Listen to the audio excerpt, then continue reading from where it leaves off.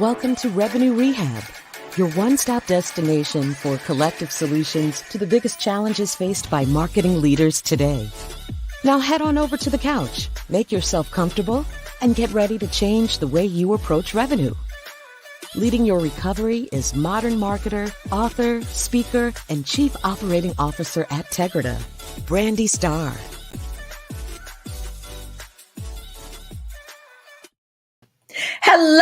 Hello, and welcome to another episode of Revenue Rehab.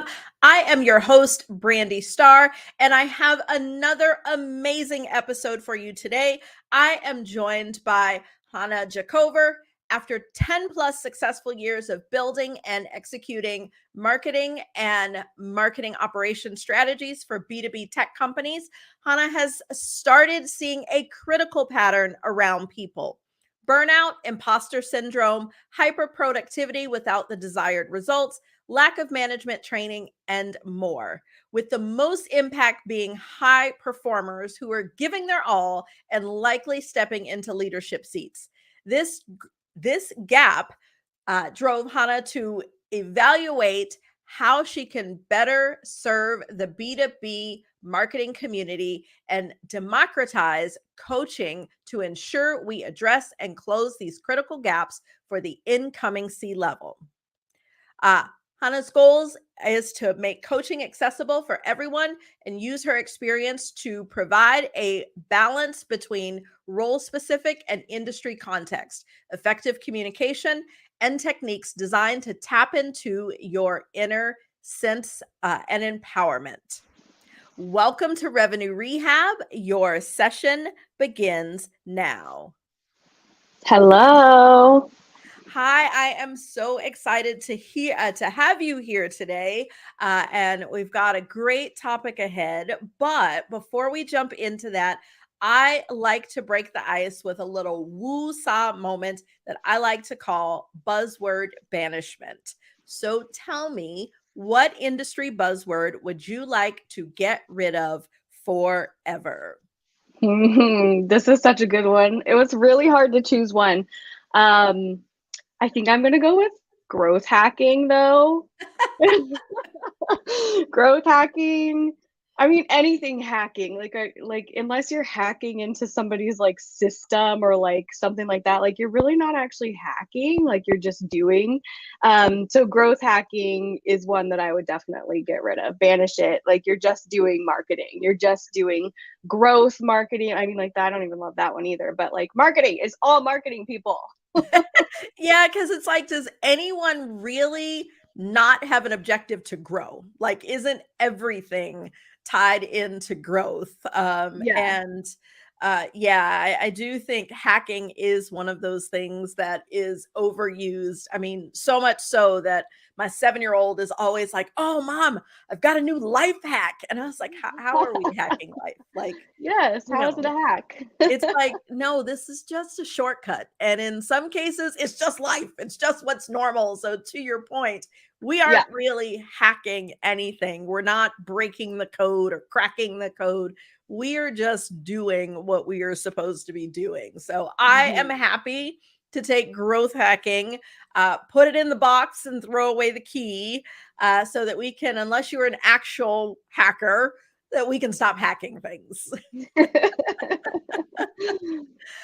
So now that we've gotten that off our chest, tell me, what brings you to Revenue Rehab today?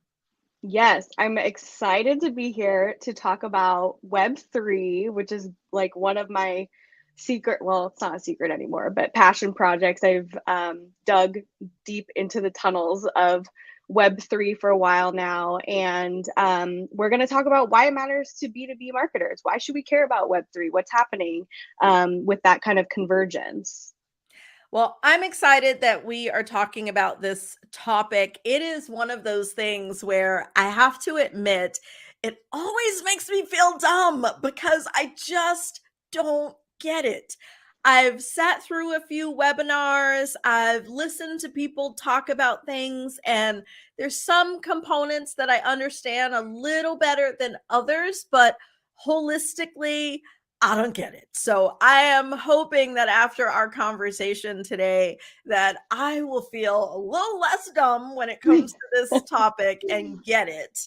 But as we jump in, I believe in setting intentions. It gives us focus, it gives us purpose, and most important, it gives our audience an understanding of what they should expect from our conversation today. So tell me, what are your hopes for our topic today, or what would you like to be different after our session? I hope to just bring some inspiration and perspective, right? I think curiosity is so important. Like, that's why I got into understanding what Web3 is and where it could take us. So I want to pass that along. I am not like a Web3 expert. Like, I'm somebody who just ingrained myself in the community and learned about it. You can all do that too. Like, this is readily available information. So curiosity, inspiration for others to go out and do that, because then you can bring that to your daily life and create some really, really cool things. Awesome. So, my first question is probably the most obvious question, which is, what is Web3? Web3. Yeah, so Web3, you can think of it as like an umbrella term. And what it really is, and how a lot of people describe it, is simply the evolution of the internet, the way that we use the internet. So if you kind of think in timelines and we think about Web 1, right? Web 1 would be like transport back to the 90s, where things were actually fairly decentralized when it came to the internet, pretty open source when it came to the internet. Like, that's when everybody was like people that used to talk about the internet in the 90s, now that's how people look at me or other people when they talk about Web3. They're like, what are you saying? What? But yeah, so Web 1 essentially was really where it's very static. You go to a website, you read, you're ingesting, you're really just ingesting. And then as we moved along with sort of like, I would say, into more a dynamic relationship with the internet, we move into Web 2, which is where we sit today. And that is where we're going to start seeing lots of different layers. And we start to see this centralization of the internet, where we're not only now reading, we're writing as well. So we're engaging with the internet on a variety of different applications and platforms and things like that. So with this engagement, though, what we see and what I mentioned was that we start to see a centralization. So things will start to live on servers, and things will start to, or data will then go into those servers, right? Ingested by those servers, who are typically owned by corporations. So this is where kind of the centralization comes in. And then you start thinking of engagement, right? Engagement is huge. You're giving something, you're engaging with something, which means like there's usually an input and an output. And whatever you're putting in is being ingested, and there's something happening with that. And there's usually layers and layers and layers today of applications where you're not just going to one website and engaging with that website and it just stays there. You're usually going through, oh, maybe Amazon, or maybe Facebook, or maybe this app or that app. And so then what happens is that you no longer own your data. And then what happens to that data on the other side is the dark side of the internet, which we all probably are very familiarized with, is that data is not yours anymore. It is sold, it is used, it is, what, to use the term, hacked. You can hack it. So it's really kind of becomes a little bit of a dangerous internet in some sense, to where I'll also say, like, it's not a cool place to be a creator. So you create something, you don't own it. You do something, you don't own it. You don't own your data. You don't own your creations in Web 2, which is really kind of that concept of, okay, like, is there a way for us to keep this dynamic way of having this internet, keep this engagement really high, but have it be a little bit more ethical and a little bit more distributed?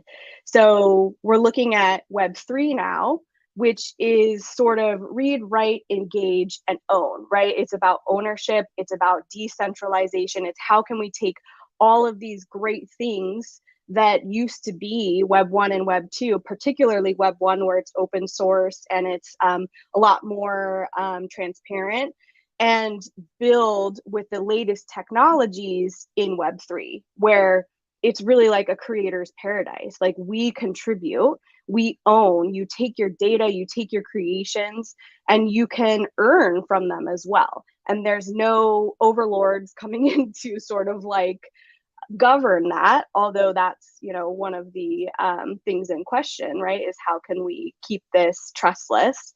But essentially that's where Web3 is going. Okay, so let me dig into the ownership for a second, to help me to better understand. Because if I think about Web 2, and if I own the server, like, you know, if I buy my server, I have the way to configure that like a company. And what I am putting out on the web is on my own server. Why is that not ownership? It help our listeners to understand the difference between, you know, I got a server and I'm only putting my stuff out on that server. Why is that not ownership, but Web3 is?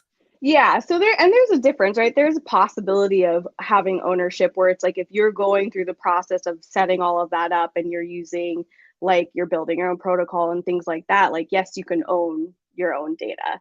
But are you never going to interact with other social media apps? Are you never going to leave your house? Are you never going to, you know, there's all of these other layers where you're passing through other servers. It's nearly impossible for you to just have everything sit with you forever. Not with the way that our internet is built, at least. So when you start passing through these other layers, then it does, like, you do lose your ownership that way. Okay, perfect. And so on Web3, what in Web3 is allowing me to maintain that ownership? Yeah, so when we think about Web3 and the way that it's built is, and like the blockchain is a big component of Web3, is because we're not relying on like one server to validate something. We're relying on a network that isn't owned by anybody. And when you put something out into the blockchain, there's this concept of mutability, right? So the likelihood of it to change. So essentially, things on the internet today are very mutable, which means that they can change hour to hour, minute to minute, day to day, person to person, right? Think about personalization, like, things are constantly changing. But when you have something out on Web3, there's this concept of having it be immutable and living on the blockchain forever. Like, there's this ledger where we're constantly keeping track of what is happening, what's coming, what's going. It's completely transparent. It's being validated by a number of different networks. So there's a lot of credibility and there's a record. So where something can't really, you physically can't change it. If you put it out there and it sits on the blockchain, it's there. And there's a ledger, there's a record. You cannot go back in and change it. Okay, that helps a lot. So thinking about marketers, especially B2B, because I've seen some B2C examples of where, you know, some consumer brands have been able to tap into some of the benefits of Web3, but I know the majority of our listeners are heads of marketing for B2B companies. So Mhm. why does this matter for us? Why do we need to care? What do we need to be planning for, thinking about, talking about with our teams?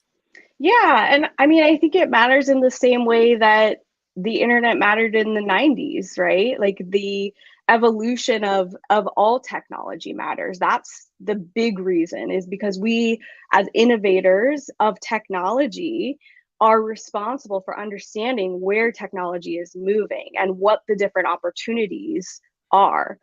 So I think that's like the biggest reason is if there's some sort of new technology that is on the rise that is clearly having an impact in certain markets, like, that's something to pay attention to, especially if it's B2C kind of leading that, because then we start to see that bridge over to B2B.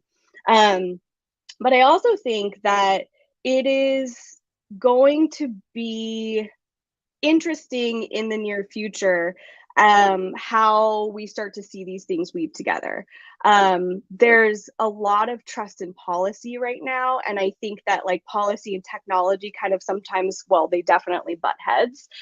So technology has a big part to play in the evolution of where things are going. So I think just understanding, okay, what's going to happen with policy and what's going to happen with policy and big tech right now, that's going to change. There are going to be things that are put into place, like it's in progress right now, it's being talked about. And I know this is like people don't want to politicize it, but it is a political issue. It is being talked about and discussed at the highest levels of government of how to govern technology and big tech. So there's a direct impact there. And you can think of it as, no, that's just Facebook, that's just Google, but that's where it starts, right? That policy will trickle down, those conversations will trickle down. So I think we are watching that and seeing what's happening there, and we need to stay attuned to it, especially as we start to see Meta, I said Facebook, but a company like Meta start to dive into something like the metaverse and start to think about and talk about Web3. So if they're talking about it, we should be thinking about it and saying, what's going to happen there? What's that connection look like, especially from a policy standpoint? I also think that probably two more exciting things are the ability to create community in a true sense. People in B2B want community right now. Marketers are talking about building community. It's becoming a new focused role for a lot of teams that are specifically like, we want to build true community. We want to build these networks of individuals. We don't just want to, look at people as audiences. We want to work with them. So this is a trend that we're seeing in B2B. And Web3 is community. Like that is the core of Web3, is that it is built by community. So when we think about how do we build community, we should be looking at Web3 as an example. We should be looking at how are they doing this? What does it look like? What are the different platforms they're using? What's working? What's not working? So it provides some amazing examples as to how to build community, how not to build community, what's working, what's not. And lastly, I think being able to be more creative in Web3, like just the ability to use those technologies and platforms to put out a different message, to put out a different type of creative, to get people excited and just doing something a little bit different. We always talk about, B2B marketers should act more like B2C marketers. Well, this is an opportunity to do that. And I'll add one more too, is thinking about jobs. I know a lot of Web3 and, the general like economic state is, there's cynicism there, right? But if you think about, and you can say, okay, if we have some optimism around Web3, we can see this as an emerging market for jobs as well. So you can go and look at, if you're especially in tech, there's a lot of transferable skills there. People are still looking for email marketing, marketing strategy in general, social media, community builders. Like that is a job those are still important jobs no matter where you go. So again, having some optimism around Web3 and its growth, it's a great jumping point for those that are looking for jobs that want to do something a little bit different, want to kind of go along with this trend in terms of innovation technology and move into Web3 and bring their Web2 skills and experience with them. Okay. So you hit on a few things that I want to dive into here. A lot of people talk about Web3 as if it's a different planet. So like, as if like Web 1, Web 2, those conversations always feel like an evolution of the same thing, how a thing has grown. It's like how Earth has evolved. But when people talk about Web 3, it's as if we are going to leave, I'll use my analogy, leave Earth and go to this other place, which is like, this third planet. help me bridge that gap of what the internet, like how this is an evolution of the same thing and not this separate thing. Because it is talked about like the dark web, where it's like this whole other entity. And, visually, I feel like you got to get a membership card or know the secret knock. And then they let you in the Web3. Like it always feels like this separate thing and not an evolution of the thing we have today. So what changes? Is it that the internet starts to live on different servers? Is it a different language that we're coding? Like, help me understand how this is not us leaving this, Web 2 behind. It's not like MySpace where nobody's there anymore. And you're like, remember when that thing exists? That it is an evolution of the same thing. Yeah. First of all, nobody else is still on MySpace because I mean, like that would explain why all my friend requests are going unnoticed. Yeah, I think we kind of left that behind. I'm looking for all the other people that like learned how to code on MySpace. That's where I learned how to code because I wanted to have a many cool people. Yes, all of the music, and Tom was everyone's best friend. Oh gosh. But yes, to answer your question, I think language is really important. Like we love labels. We love to label things. We love to like the metaverse, for example. It sounds like a completely different universe, right? Like that's how it's labeled. But before that, we just had virtual reality. We just had augmented reality. And all of those things are the same thing. It's just I think the labels kind of become a point of almost accessibility. Like there's an accessibility problem there where if you can't track the labels and like the history of the labels, like that doesn't make sense. It's like jumping from point A to Z without understanding what's happening in between. And I think a lot of that is just relabeling. We're doing a lot of relabeling. Then we're adding in these different layers of technology and these different concepts, like the concept of decentralization, right? Like that's not a thing necessarily. It's a concept that we're all trying to achieve through, our brains and communities and different technologies and things like that. So I do think that it's driven by labeling these different things that are really things that have existed for a while, like the blockchain has existed for a while. And then also thinking about the accessibility of like, let's fill in the gap. So I think what's important is that like education in between. When I started first learning about Web3, I was like, I don't understand what this is. Like, why does it feel? It feels like you're going to a different planet.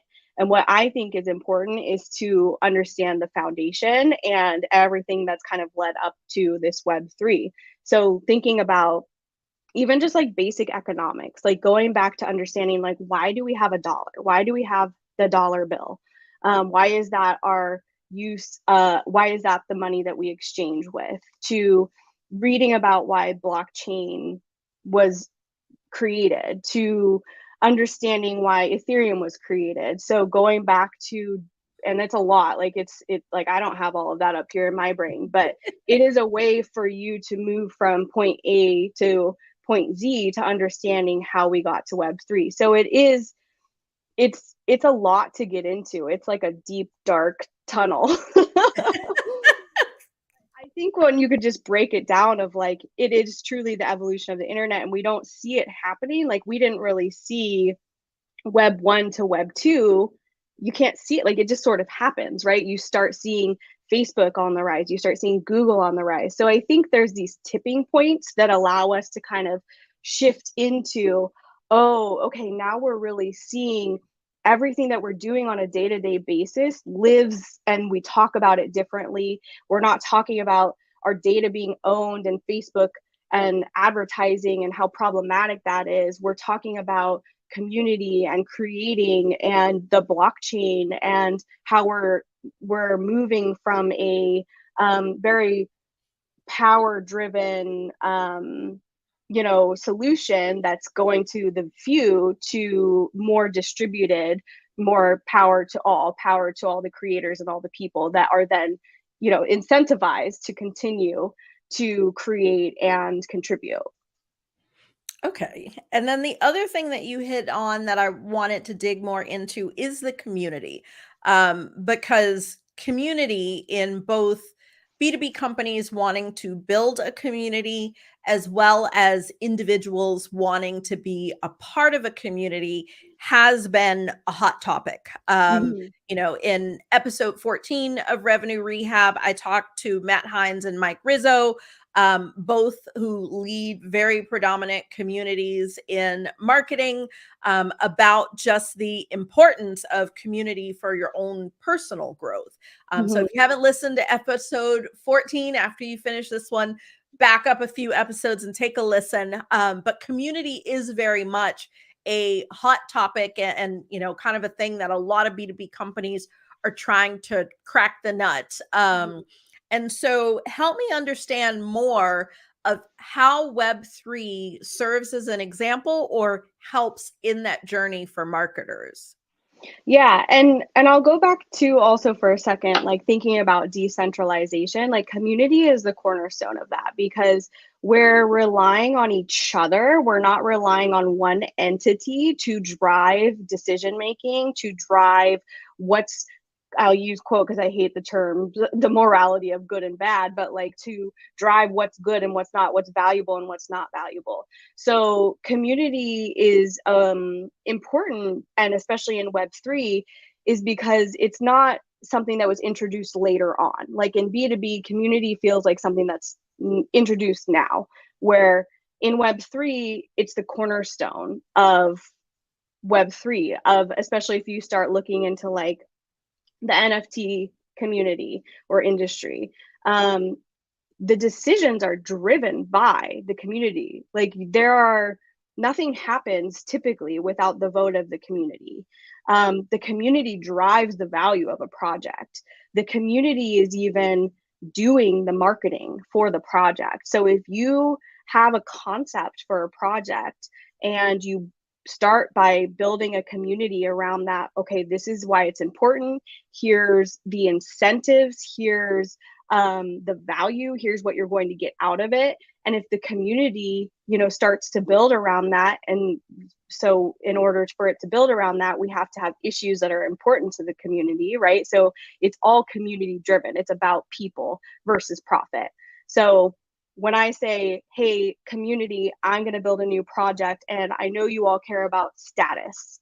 So my project is going to benefit you because it's going to give you status for X, Y, and Z, whatever it may be, or it's going to give you material things, or it's going to give you investments, which will then give you return monetarily. So things that the community cares about.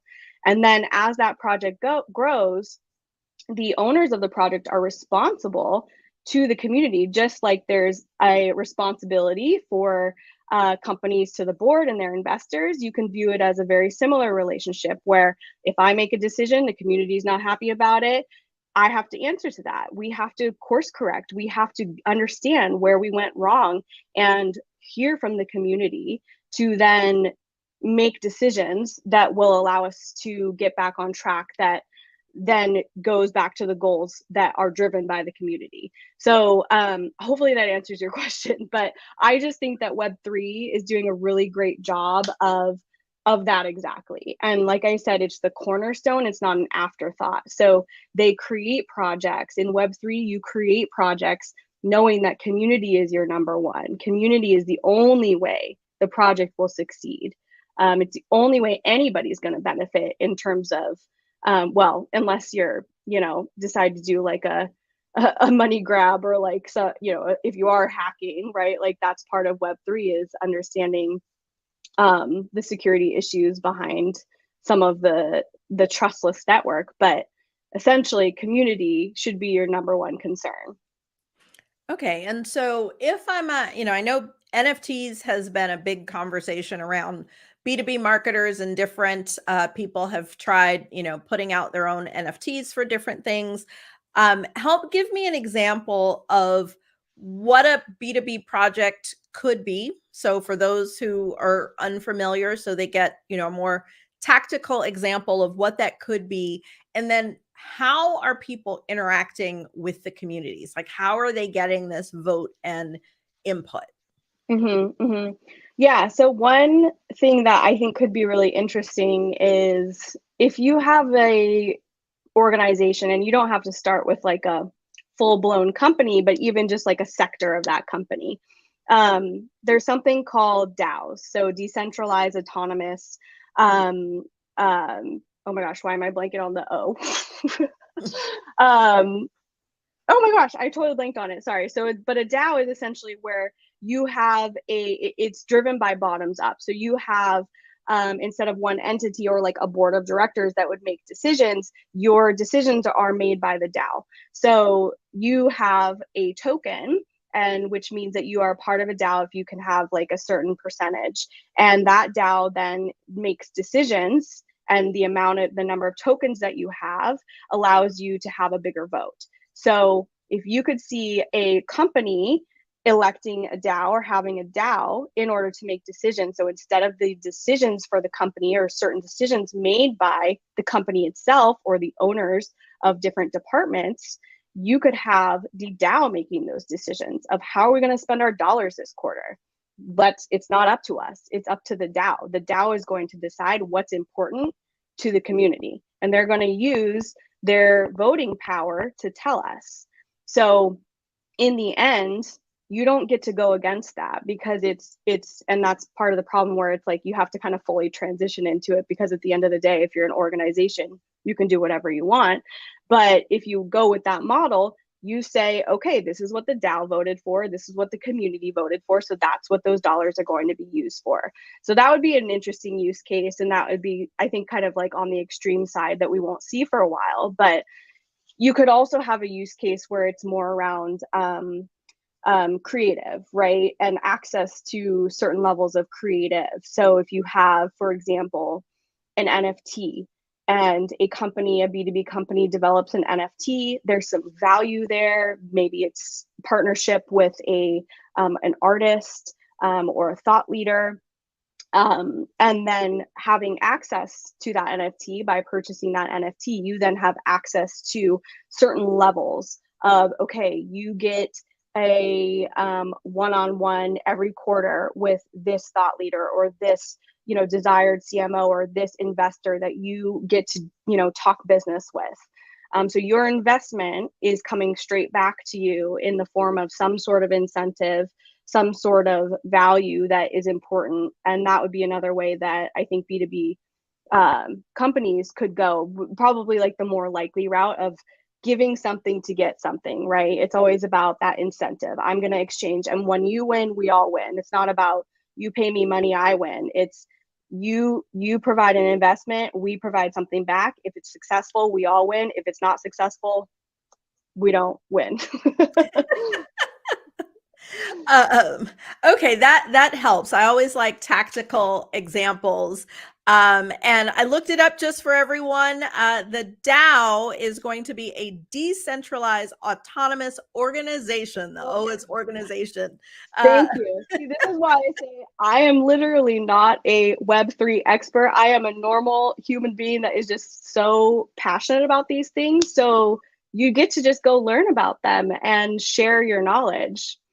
Yeah, and that's exactly why I wanted to talk to you, because there are a lot of Web3 experts. And for me, listening to them, I tend to get more confused as opposed to less. And I know, just because you and I have had conversations in the past, you break things down very, very easily for us to all understand. So I thank you so much for that.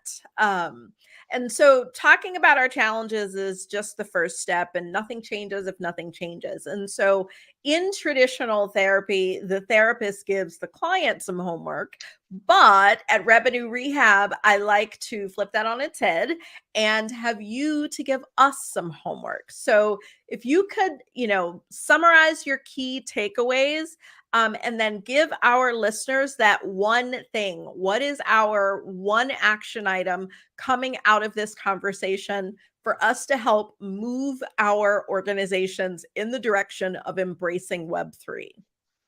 Yeah. So takeaways, Web3 is an umbrella. So I think that understanding how we got here to talking about Web3 is really important. So doing that research and starting to just understand some of the things that are driving Web3.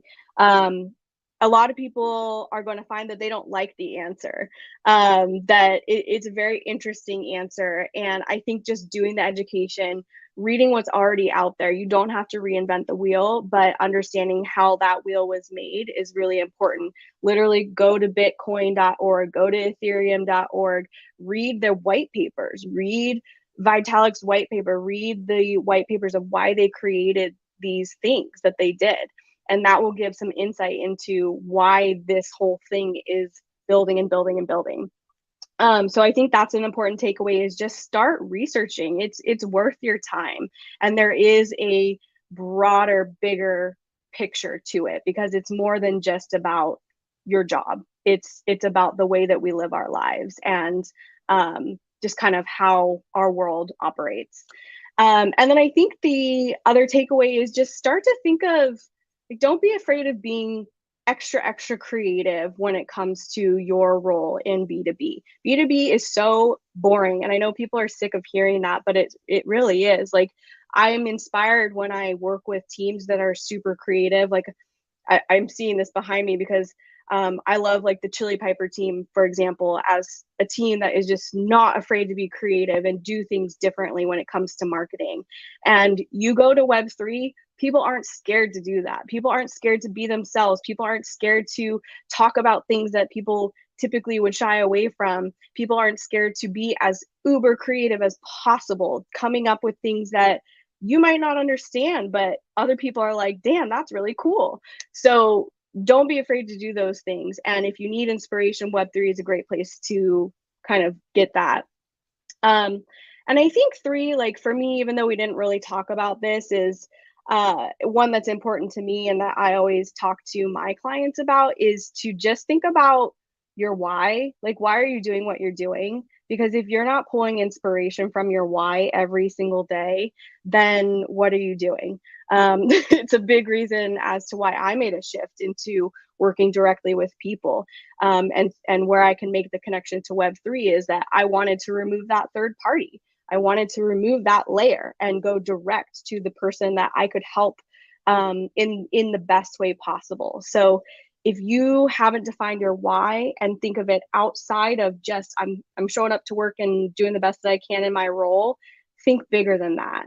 Think bigger than that and let it drive you every single day, and make sure that your passions are aligned to that. And I don't care if you are passionate about 5, 10, 15 different things. Like, we are multi-passionate individuals, and we shouldn't be scared of that, and making sure that whatever it is, we're just connecting to our why. Awesome. And so what's our one thing? What's our action item? I would say, out of those takeaways, the action item, there's so many. I'm trying to figure out what would be the one. What would be the one? I think there's a really amazing podcast that I would want people to go listen to. And people will recognize this name because it's Chris Dixon, Andreessen Horowitz. And it's Naval, and it's called The Wonders of Web3. And I think the action item is to go listen to that podcast, because they're way, way smarter than I am. And they will have you think about not just Web3, but just where we are as a society in a completely different light. And it might help you sort of dive into some of these things and say, oh, I know where to start. Because I wish I would have started there. I wish I would have started with that podcast. It's 2 hours, just warning you. So take some time and check it out. And I think having the credibility of Chris Dixon being on it, everybody in B2B knows Andreessen Horowitz. We can obviously give some criticism there too, but I think that it would be an important listen for people. Okay, perfect. We will definitely link to that in the show notes so that everybody, easy commitment, 2 hours. I know some people have commutes still that are that long, or while you're grocery shopping, or whatever you're doing where you've got some time. I will definitely give that a listen myself as well. Hana, I have enjoyed our discussion, but that's our time for today. But before we go, how can our audience connect with you? I know you offer coaching. So for anyone who is looking for that, please tell us what kind of coaching and how people can stay connected to you. Yeah, absolutely. So I do professional development and leadership coaching. My goal is to provide accessible coaching, particularly to those who would qualify themselves as kind of those hyperachievers, those ones that tend to get imposter syndrome, burnout, and just kind of help you connect to your why, connect to your innermost self in order to show up the way you want to show up. And you can find me, really everywhere. LinkedIn is probably the easiest, the fastest. So LinkedIn, we'll stick with that. You can also find me on Twitter. And I'm on TikTok for those on TikTok at the Hype Mama. Awesome. I was gonna say, I'll have to connect with you via TikTok, but we will make sure to put Hana's LinkedIn link in the show notes as well if you want to connect. Thank you so much for joining me. And thanks everyone for joining us today. I hope that you have enjoyed my conversation with Hana. I can't believe we are already at the end. See you next time. You've been listening to Revenue Rehab with your host, Brandi Starr. Your session is now over, but the learning has just begun. Join our mailing list and catch up on all our shows at revenuerehab.live.